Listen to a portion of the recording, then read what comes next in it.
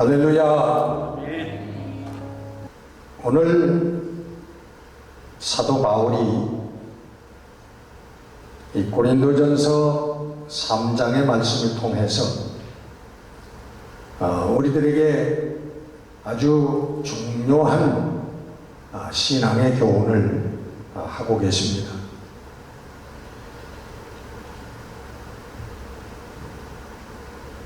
여기밖에는 등장하지 않는 그러한 단어지만 그리스도 안에서 어린아이, 육에 속한 자라고 하는 그런 말씀을 하세요.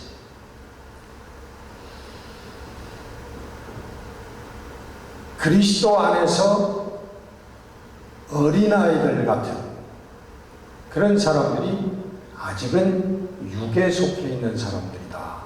그렇게 사도 바울은 정의하고 있습니다. 육신에 속해 있다고 하는 그 증표가 뭐냐? 그것을 오늘 본문에 의하면 그것은 나는 바울에 속한 자다. 나는 아볼로에 속한 자다. 그래서 분열이 돼가지고 이 당파를 만들었다는 거예요. 이게 아직 너희들이 육신에 속해 있는 증거다. 너희들은 그리스도 안에서 정말 밥을 먹지 못하고 아직도 젖을 먹는 어린아이와 같구나 하는 사도 바울이 그런 말씀을 하시는 거예요. 여러분 아마 이 상황은 사도 바울이 먼저 와서 이 지역에 복음을 전하고 그 복음의 씨앗으로 말미암아 교회가 거기에 설립이 됐다는 것이죠. 그리고 사도 바울이 떠난 후에 아볼로가 와서 거기에 그들과 함께 거하면서 오랫동안 가르쳤던 것입니다. 그랬더니 어떤 사람은 아볼로가 더 훌륭하다. 나는 아볼로를 쫓겠다. 그리고 어떤 사람들은 그래도 사도 바울이 우리 교회를 설립을 하고 처음 시작을 한 거니까 사도 바울을 잊으면 안 된다. 나는 사도 바울을 나는 쫓겠다. 그래가지고 이 파벌이 생겼다는 거예요. 하나님의 교회 안에. 그러면서 사도 바울이 얘기하는 겁니다. 도대체 나와 아볼로가 다르면 얼마나 무엇이 다르냐? 사실 그렇지 않아요?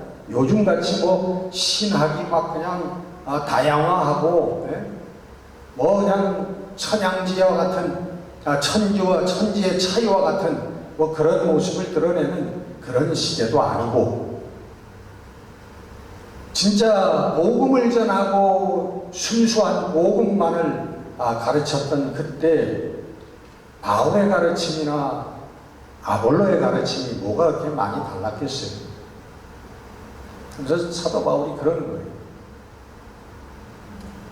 심는 이나 물을 주는 이나 그는 아무것도 아니지 않느냐. 우리가 누굴 바라봐야 되느냐? 하나님을 바라봐야 되지 않겠느냐? 복음을 바라봐야 되지 않겠느냐? 말씀을 바라봐야 되지 않겠느냐? 아멘. 오직 자라나게 하시는 이는, 열매를 맺게 하시는 이는 하나님이시니라. 아멘. 아멘. 그렇게 말씀을 하고 있는 것입니다. 이 말씀이 오늘도 우리들이 들으면서 은혜를 받는 것은 오늘 우리 성도들도 똑같은 그런 과정을 겪는다는 것이죠. 우리 하나님을 인격적으로 만나고 살아계신 하나님을 알면서 우리가 성화의 길을, 믿음의 길을 걸어가게 되는데, 그러면서 나름대로 겪는 그런 문제들이 있다는 것이죠. 이 문제점들을 잘 알고 있어야 우리가 시간을 낭비하지 않고 정말 하나님께 영광을 돌릴 수 있는 그런 성도의 삶을 살 수 있다라고 하는 것입니다. 누구나 다 걸어가는 일은 아닙니다. 누구나 다 겪는 문제는 아니지만 많은 사람들이 그런 경험을 한다는 것이죠. 우리 구원받은 성도들, 하나님이 부르신 성도들이 겪는 문제점이 맨 먼저 우리가 구원받았을 때는, 구원의 체험이 있을 때는 기쁨도 있고 정말 그 신앙의 순결함도 있었는데, 시간이 지나다 보니까 변하지 않는 세상, 구원받아도 세상은 변하지 않는, 내가 구원을 받았다고 해도 이 세상은 그대로 있습니다. 직장에 어려움도 그냥 있고, 사업을 하는데 사업의 어려움도 그대로 있고, 내가 병이 있다면 병도 그대로 있고, 자식이 속썩이는 것, 자식의 어려움도 있고, 여러 가지. 내가 구원받았는데, 하나님을 만나고 구원받았는데도 세상의 조건들이 그렇게 변하지 않다는 것이죠. 그 시간이 지나다 보면 이 변하지 않는 세상과 자꾸 타협을 하게 되고 옛날로 돌아가게 되는 이런 문제가 우리 성도들에게 있다라고 하는 것입니다. 오히려 우리가 하나님을 만나고 이젠 이 진리의 길, 생명의 길인 줄 알고 이 길을 걸어가야겠다고 결심을 하면요, 더 세상의 어려운 문제들이 우리에게 부닥칩니다. 왜냐하면 사단의 역공이 있거든요. 너는 내 것이었는데 어디로 가려고 하느냐 그런 거예요. 너는 내 영역 가운데서 내 나라에서 살아야지 왜 자꾸 빠져나가려고 하느냐 하고 자꾸만 사단이 우리를 붙잡습니다. 뭘 통해서? 사람을 통해서, 사고를 통해서 우리를 붙잡아야 다시 돌아오라고, 하나님께로 가지 말라고. 제가 저번에 아주 오랜 옛날에 그 전도를 한번 했는데, 그 LA의 뱅크 오브 아메리카에 나가던 어떤 그 여성이었어요. 여자 직원이었는데, 근데 이분이 그 불신자였던 것 같아요. 불교 신자. 근데 교회를 나오기로 결심을 하고 이제 믿기로 결심하고 나오기 시작했습니다. 근데 얼마 정도 나오다가 교회를 안 나오는 거예요. 신방을 갔죠. 왜 안 나오냐 그랬더니, 내가 교회로 나가려고 하나님을 믿기로 작정하니까 너무 문제가 많이 일어난다는 거예요. 아니, 파킹랏에다가 안전한 곳에 차를 잘 세워뒀는데 퇴근할 때 나가보니까 어떤 놈이 와가지고 그냥 뒤집다 받아가지고서는 가만히 세워놓은 차가 쭈그러져가지고, 이런 사고가 일어나지 않나. 며칠 전에는 내가 365일 아침에 나와서 내려가던 집 앞에 계단에서 갑자기 미끄러져가지고 얼굴이 그냥 이걸 이쪽으로 땅바닥을 훑었다. 그래서 번뜩 생각나는 게, 이거 하나님을 바꿔서 그렇구나. 내가 섬기는 신을 바꿔서 그렇구나. 난 돌아가겠습니다. 못 나가겠습니다. 여러분, 생명길, 정말 진리의 이 하나님이 영원하신 하나님의 이 생명길을 걸어가는데 쉽습니까, 여러분? 그게 저절로 되어지는 게 결단코 아니에요. 변하는 것은 여러분, 우리들의 영이 변하는 것입니다. 우리들의 영이. 구원받으면 하나님의 생명이 우리들에게 심겨지는데, 우리의 영이 다시 살아나게 되는데, 어떻게? 성령이 우리와 함께 거하신다는 거예요. 성령이 우리에게 오신다는 거예요. 변하는 건 우리의 영이에요. 문제는 성령이 우리에게 와 계시지만 계속적인 세상의 도전이 있다는 것입니다. 왜? 성령이 세상을 싫어하고 세상이 성령을 싫어하기 때문에 그럽니다. 성령이 오시면 뭐 하신다고 그랬어요? 성령은 세상을 책망하러 오신 분이에요. 성령이 오시면 그가 와서 죄에 대하여, 의에 대하여, 심판에 대하여 세상을 책망하시리라. 성령이 오시면 여러분, 우리가 행했던 모든 죄악스러운 그런 것들, 모든 세상의 잘못된 것들, 그것을 책망하시는, 우리 마음이 편할 리가 없잖아요.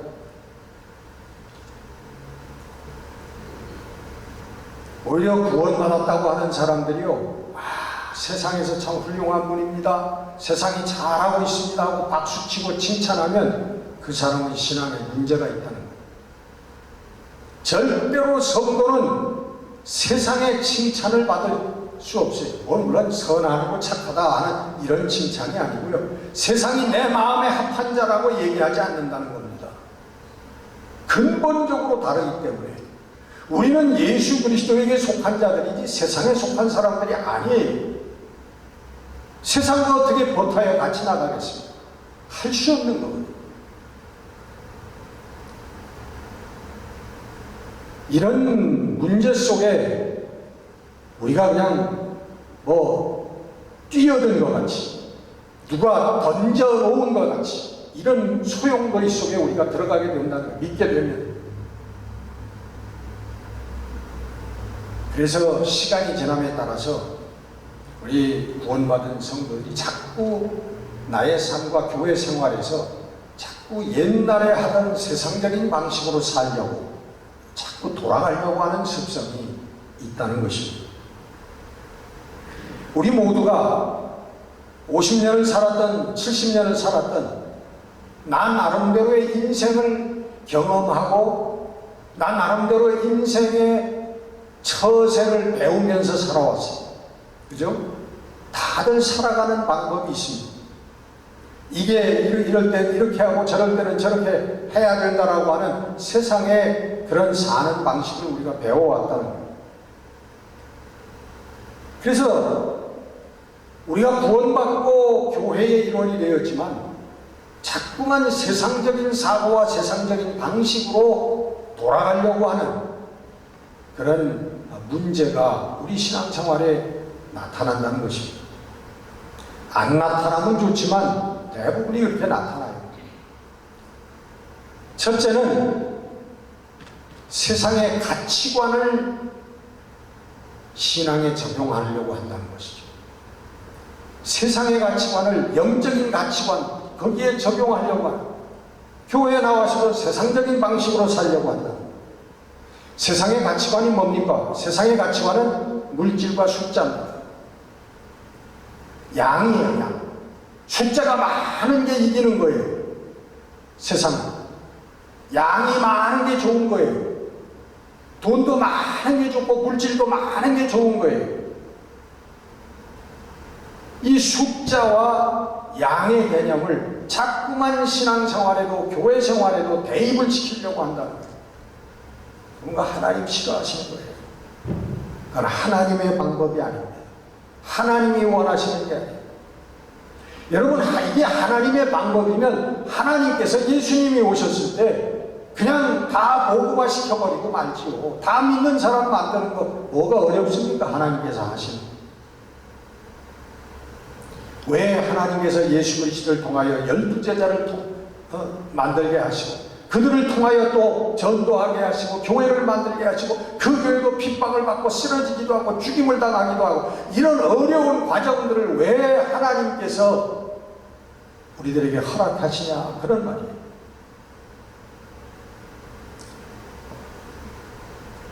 두 번째는 인간의 지배 본능을 자꾸 따르려고 해요. 우리 인간들은 누구나 잘난 척 하려고 하는 본능이 있어요. 남들보다 내가 좀 낫다고 하는 것을 자꾸 과시하려고 하는 본능이 있고, 그러므로 다른 사람을 자꾸만 지배하려고 하는, 내가 그 우위에 서려고 하는 본능이 우리 사람들에게 다 있어요. 그래서 교회 안에서도 나의 생각이 주도가 되어야 되고 나의 생각이 통과하고 다른 사람들은 다 내 생각을 따라와야 된다라고 하는 그런 세상적인 방법을, 인간의 그런 본능을 가지고 교회 생활을 하려고 하는 사람들이 나타난다는 것입니다. 세 번째는 우리 오늘 고린도 교회의 문제와 같이, 고린도 교회에 여러분 문제가 크게 두 가지가 있었는데, 하나는 오늘 사도 바울이 지적하는 파당의 문제, 편을 갈라가지고 쌈박질을 했다는 것. 두 번째는 은사의 문제, 특별히 방언의 문제. 강한받지 못한 사람은 구원받지 못한 사람이다. 다 구원받은 사람은 성령 충만받은 사람은 다 방언해야 된다. 이 방언의 문제. 그래서 사도 바울께서 고린도 교회에 편지를 보내면서 이 문제들에 대해서 저들을 가르치는 겁니다. 잘못된 것을 지적하고 가르쳐주는 게 이 고린도 그 편지예요. 오늘도 교회 안에서 여러분 문제가, LA의 유명한 교회들 매년 갈라지잖아요. 싸워가지고 갈라져요. 무슨 파 해가지고 갈라지잖아요.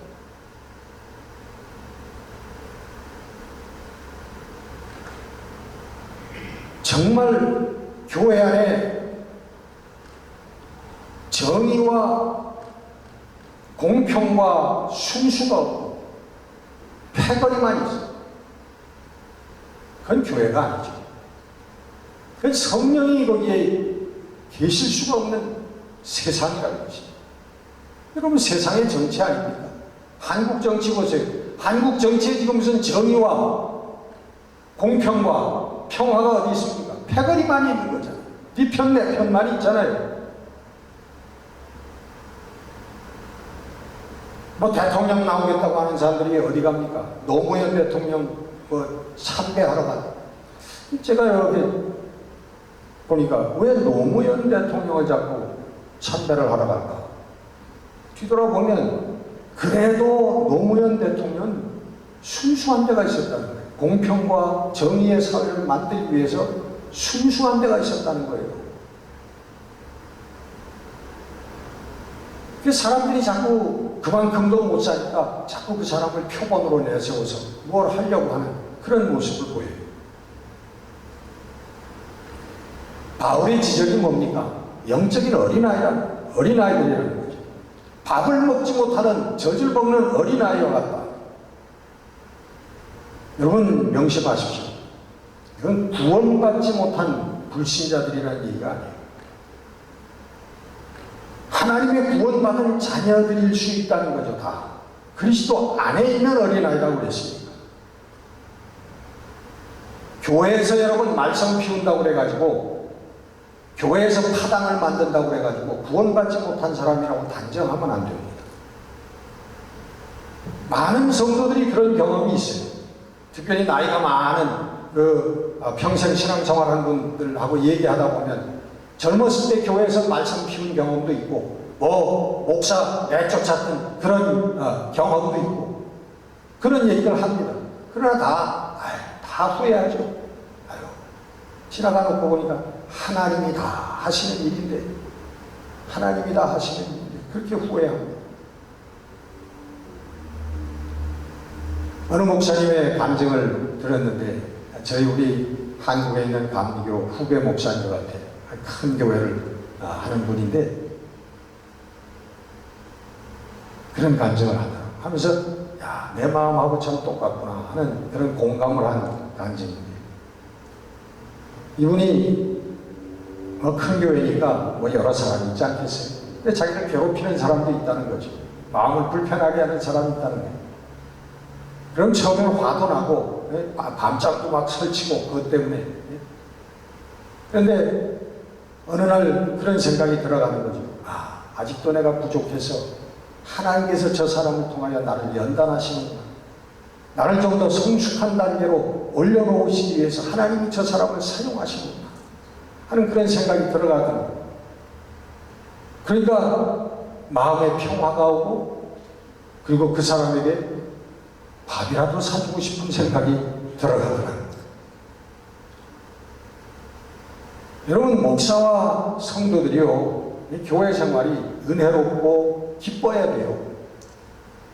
근데 다 마음이 평화로워야 돼요. 은혜로워야 돼요. 다 은혜 받아야 돼요. 서로 목사와 성도들이 이 자유함을 가져야 된다는 거예요. 이런 생각을 갖고 살아야 돼요. 다 하나님께서 하시는 일이라고 하는 거예요. 내가 고칠 수 있는 게 아니라고 하는 걸 우리가 알아요. 하나님이 하시는, 하나님께 맡기면 하나님이 하시는 거예요. 자꾸만 내가 하겠다고 하는데 문제가 생기는 거란 말이에요. 서로 상처를 받는 일이 생기는 거예요.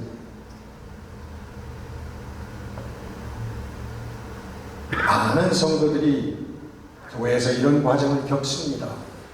자꾸 인간적인 생각을 가지고 하나님의 생각이 아니고 나의 생각을 하는 내 일을 하려고 하는 그런 걸 하지만, 그러나 구원받은 성도, 그리스도 안에서 있는 어린아이들이 하나님의 은혜로 자라나가는 그런, 성숙해 나가는 그런 과정이고, 또 그런 것들을 우리가 목도할 수가 있게 된다는 거죠. 시간이. 문제는 죽을 때까지 그러면 안 되는 거예요. 이 전형적인 교회의 문제점이 세상이 교회에 들어온 것이고 바로 사단의 도전인 것이죠. 그걸 우리가 적그리스도라고 하는 거예요. 적그리스도 하니까 무시무시하죠. 그렇지 않아요. 적그리스도라고 하는 게 바로 우리 곁에 있는 거예요. 우리 가까운 데 있는 곳이 세상이 교회에 들어온 거예요. 말씀의 가치관과 말씀의 정신을 거부하고 세상적인 방법으로 신앙생활을 하겠다고 하는 게 이게 적그리스도의 풍조라는 거예요.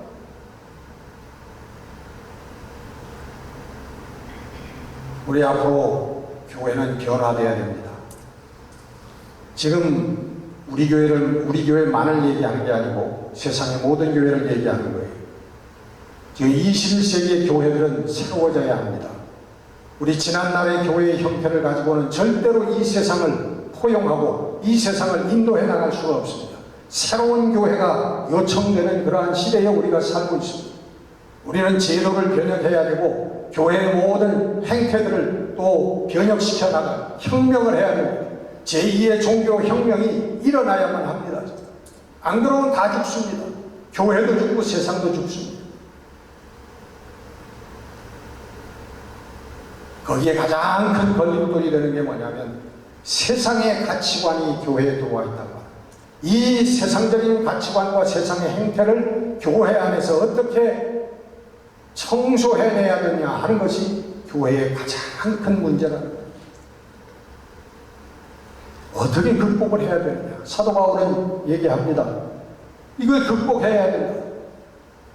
고린도전서 13장 11절에 보니까 내가 어렸을 때는 말하는 것이 어린아이와 같고 깨닫는 것이 어린아이와 같고 생각하는 것이 어린아이와 같다가 장성한 사람이 되어서는 어린아이의 일을 버렸노라. 이제는 내가 성장하고 어린아이의 일을 버려. 여러분 우리 어렸을 때 뭐 고무줄 놀이하고 뭐 딱지치기 하고 구슬치기 하는 거 그거 여러분 계속 그게 좋다고 50이 되고 70이 되고 80이 될 때 그것만 하겠다고 그러면 그 뭐라 그러죠? 뭐 정신 빠져가라고 그러나 지체장애장가 뭐 정상이 아니지 않습니까? 어린아이의 일은 어린 장성하면 버려야죠. 형제들아 지혜에는 아이가 되지 말고 악에는 어린아이가 되라. 지혜에는 장성한 사람이 되라. 사도 바울이 그렇게 권고합니다. 여러분 되라 그래서 되어지는 거예요. 어떻게 해야 되느냐. 오늘 제가 말씀드리고 싶은 건 바로 여기에 있습니다. 그럼 어떻게 해야 우리가 장성한 사람이 되냐. 어떻게 해야 우리 믿음의 이 성화의 길을 성공적으로 걸어갈 수 있느냐. 이거 하나를 여러분들에게 말씀드리기 위해서 여기까지 왔습니다. 대답은 그렇습니다. 우리가 할 수 있는 유일한 한 가지가 있어요. 유일한 한 가지. 뭘까요? 그것은 성령님 나를 도와주십시오 하고 기도하는 것입니다. 아멘. 우리가 할 수 있는 유일한 한 가지가 바로 이것입니다. 성령의 도우심을 계속 기도해야만 합니다. 아멘. 우리가 할 수 있는 일이 여러분 있다고 생각하십니까? 여러분, 우리가 영적인 일에 대해서 우리가 만들어낼 수 있는 게 있다고 여러분 생각하십니까? 무엇을 할 수 있습니까? 우리가 우리 자신을 구원했습니까? 예수 그리스도의 피로 내 죄를 씻은 게 내 능력으로 되어진 것입니까? 오늘 교회에 나오는 게 내 능력으로 나오는 것입니까? 오늘도 하나님 말씀을 읽는 게 내 힘으로 읽는 것입니까? 아닙니다. 우리가 할 수 있는 영적인 일, 하나님의 일은 아무것도 없습니다. 그건 창세기 1장에서 얘기하는 거라고 제가 말씀드렸죠. 하나님께서 천지를 창조하실 때 첫째 날, 둘째 날, 일곱째 날까지 여섯째 날 인간을 만드시고 일곱째 날 하나님이 안식하셨다, 쉬셨다. 여러분, 왜 인간을 맨 마지막에 만드셨습니까? 하나님이 모든 것을, 해와 달과 별과 하늘 땅, 물고기, 짐승, 야채, 식물들, 가축들, 동물들 다 하나님께서 만들어 놓으신 다음에 아담과 이브를 만드셨다. 자, 와라. 내가 너희를 위해서 마련한 것이다. 먹고 놀고 즐겨라. 기쁜 마음으로 내 안에서 즐겨라. 살아라. 이게 하나님의 원뜻이라는 거예요. 그래서 단 한 가지, 선악과 나무만 따먹지 말라고 하는, 그리고 모든 것은 너희 것이다. 모든 즐거움, 모든 기쁨은 너희 것이다. 기쁘게 살아라, 즐겁게 살아라. 내 안에서 하나님께서 우리 성도들에게, 오늘도 구원받은 성도는 이 삶을 살라고 말씀하시는 거예요. 아멘. 근데 하나님, 내가 하겠습니다, 내가 창조하겠습니다, 내가 고치겠습니다, 하나님이 하시는 게 아니라 여기에 여러분 문제가 생긴다는 것입니다. 이게 여러분 하나님의 은혜의 역사예요. 아멘. 오늘도 성도들이 이걸 믿고 하나님께, 성령님 그렇게 할 수 있도록 도와주세요, 기도하면 모든 것이 이루어지기 시작합니다. 아멘. 모든 것이 에덴 동산처럼 되어지는 기쁨과 즐거움의 삶이 되어져 가는 것인 줄 여러분 믿으시기를 바랍니다. 아멘. 이 기쁨과 즐거움의 삶을, 주 안에서의 행복한 삶을 우리가 만들 수 있는 게 아니에요. 성령께서 하시는 것입니다. 우리의 마음에 감동을 주시고 우리의 마음을 결심하게 하시고 그리고 영적인 도약을 하게 해 주시는 분이 바로 성령이시라는 거예요. 아멘. 믿음을 주신 것 같이. 여러분, 우리가 공부해서 믿음을 얻었나요? 여러분, 우리가 선행을 그렇게 많이 해가지고 믿음을 얻었나요? 오늘 우리가 예수 믿게 된 게 여러분 기적 아닙니까?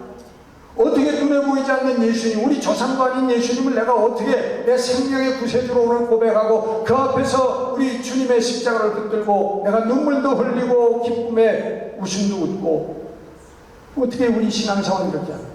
이 기적 아닌가요? 성령이 하신 일이 아니에요. 어느 날 성경을 읽고 싶은 마음, 성령이 주시는 겁니다. 성경을 읽다가 성경 공부하고 싶은 마음, 성령이 주시는 겁니다. 성경 공부를 하다가 그래, 이 말씀대로 살아야지 결심하게 되는 건 성령의 역사입니다.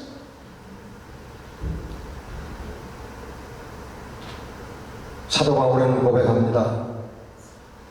내가 나 된 것은 하나님의 은혜로 된 것이니 내게 주신 그의 은혜가 헛되지 아니하여 내가 모든 사도보다 더 많이 수고하였으나 내가 한 것이 아니요 오직 나와 함께 하신 하나님의 은혜로다. 아멘. 아멘.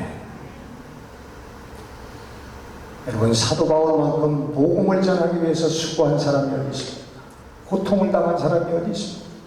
자기의 생명까지 마지막 다 내어주면서 순교의 자리까지 가면서 사도 바울처럼 고생하고 비참하게 죽임을 당한 복음을 위해서 죽은 사람이 어디 있습니까? 근데 사도 바울이 그러는 거예요. 내가 나된 것은, 그리고 내가 이 모든 수고한 것은 내가 한 것이 아니고 하나님의 은혜로다. 여러분, 여기에 우리 신앙의 비결이 있는 거예요. 어려운 게 아닙니다. 하나님이 하시는 줄 알고, 하나님, 나는 이제 하나님의 자리에서 내려오겠습니다. 내가 하려고 했던 하나님의 자리에서 내려오고 내가 이 자리를 하나님께 되돌려 드립니다. 이럴 때 성령의 역사가 우리의 삶에 일어난다고 하는 것입니다. 여기에 여러분, 리처드 포스트가 지적하는 두 가지의 문제가 있습니다. 첫째, 그 한 가지의 문제는, 그럼 인간은 아무것도 할 필요가 없지 않느냐라고 하는 생각이 일어날 수 있다. 뭐 아무것도 안 하고 가만히 있으면 되지 않느냐. 하나님 다 하신다. 아니라는 거죠. 그는 농사의 예를 짓습니다. 농부가, 여러분, 농사를 지어서 곡식과 열매를 우리가 추수하게 되는데, 농부가 농사를 지어서 그 열매를, 곡식을 결실하게 할 수 있느냐? 그건 아니라는 거죠. 그건 하나님이 하시는 일이에요. 농부는 그냥 물을 주고, 그걸 심고 물을 주고, 또 그걸 뭐라고 그러죠? 그것들 잡초들을 제거해주고 전정을 해주고, 농부가 할 수 있는 일들이 있고, 그러나 할 수 없는 일들이 있습니다. 마지막 열매가 맺히는 건 하나님입니다. 아무리 거름을 많이 주고 아무리 좋은 농사법을 해도 열매가 맺히지 않을 수 있다는 것입니다. 폭풍이 불어서 그 열매를 다 쓸어가 버릴 수도 있다는 거예요. 농부의 손에 마지막에 열매를 쥐어주시는 분은 하나님이십니다. 사도 바울이 얘기하는 게 바로 그거예요. 우리가 할 일이 있다는 것이죠. 두 번째 문제점은 뭐냐면 율법화된다는 거예요. 내가 이것을 했다라고 하는, 해냈다라고 하는 교만에 빠지게 되는 것이고, 나는 이것을 하지 못하였다고 하는 불안에 빠진다는 것이죠. 다른 사람이 나를 정죄하지 않을까? 하나님께서 나를 정죄하지 아니하시나? 율법화되면 우리의 영적인 훈련, 우리 영적인 도약에 대한 노력이, 이게 율법화되게 되면 심판과 불안의, 교만과 불안의 요소가 등장하기 시작한다는 것입니다. 구약의 문제점이죠. 결론을 맺습니다, 여러분. 바울은 오늘 본문 후에 9절에 놀라운 단어를 사용하고 있습니다. 9절에 보면 우리는 하나님의 동력자들이요 너희는 하나님의 밭이요 하나님의 집이라, 그렇게 말씀합니다. 우리를 하나님의 동력자라고. 여러분, 이거 감히 얘기할 수 있는 건가요? 이 놀라운 얘기 여러분 느껴보셨어요? 내가 하나님의 동력자다. 나는 하나님의 밭이고 하나님의 집이다. 얼마나 여러분 은혜스럽고 복된 말씀, 얼마나 놀라운 축복의 말씀. 이 말 속에 동력자라고 하는 게 뭐예요? 있어도 그만, 없어도 그만. 이게 동력자입니까? 동력자는 꼭 있어야 되는, 힘을 합해야만 이룰 수 있는 게 동력자예요. 진정한 의미가 무슨 얘기입니까? 하나님께서는 농부가 씨를 심고 거름을 주고 물을 주고 잡초를 제거해주는 그러한 과정을 하지 않으면 하나님께서 열매를 주시지 않는다고 하는 거예요. 하나님도 열매를 맺지 않으신다는 것입니다. 다시 얘기하면 농부가 없으면 하나님의 일도 없다는 것입니다. 우리가 없으면 하나님의 역사도 없다는 거예요. 그래서 우리를 하나님의 동력자라 그렇게 사도 바울은 말씀하고 있는 것입니다. 여러분, 오늘 우리들의 삶을 다시 한번 돌아보시기를 바랍니다. 그리스도 안에 있는 하나님을 부르시고 하나님을 받으시기 위하여 불러주신 나의 삶을 여러분 다시 한번 돌아보면서 하나님께서 하나님의 거룩한 일에 대한 동력자로 나를 불러주셨구나. 이 영광스러운 부름을 놓치지 않는 여러분들이 되시기를 바랍니다. 아멘. 영적인 도약을 거듭하여 정말 하나님의 동력자로 하나님의 일을 이루고 하나님의 영광을 드러내는 거룩한 성도들이 되시기를 주의 이름으로 축원합니다. 아멘. 기도하겠습니다. 우리의 참된 아버지 하나님, 우리의 아버지보다 우리를 더 사랑하시고 나 자신보다 나를 더 사랑하시는 우리 아버지 하나님, 늘 하나님의 사랑을 외면하고 하나님의 사랑을 바로 깨닫지 못하고 배신하고 세상을 위하여만 살아왔던, 세상의 방법으로만 살아왔던 주여, 이 죄를 주님 용서하여 주시옵소서. 다시 한번 오늘 하나님의 말씀을 통하여, 사도 바울의 말씀을 통하여 우리가 하나님의 거룩한 동력자됨을, 하나님의 밭이 되어지고 하나님의 집이 되어짐을 깨닫게 하시고 이제 다시 한번 주 안에서 아름답게 세워져가는 믿음의 성도들이 되게 하여 주시옵소서. 우리 주 예수 그리스도 이름으로 감사하며 기도드렸습니다. 아멘.